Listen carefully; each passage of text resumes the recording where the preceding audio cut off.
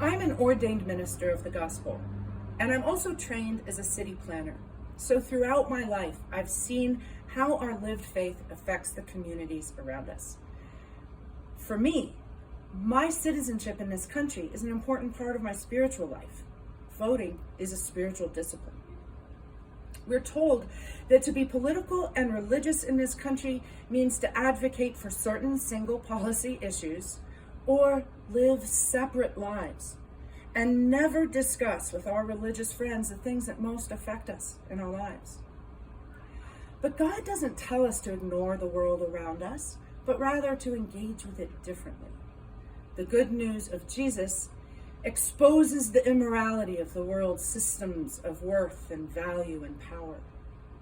Jesus asks us to give all we are, to embrace our enemies, and to act as if love wins, as if the kingdom of heaven is at hand, not some eternal reward or some far-off place, but here, now. Scripture reminds us that faith without action is dead. None of us is separate from the world in which we live and move.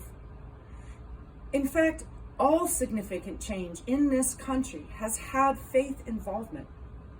I believe that politics is exactly the purview of people of faith, exactly where we are called to be as faithful members of our traditions, including those who are spiritual but not religious. Politics is only the mechanics of our common life. And Jesus asks us to stand in the gaps, to protect what God has given us.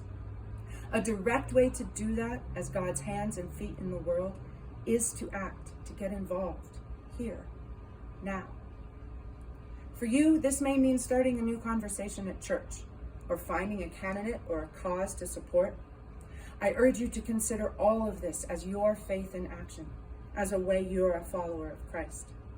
For me, the simple act of voting has become a sacred trust, and one that stems from a heart eternally attempting to choose love and an abundant life for all. For me, that means voting for Biden and Harris in November as a clear moral choice.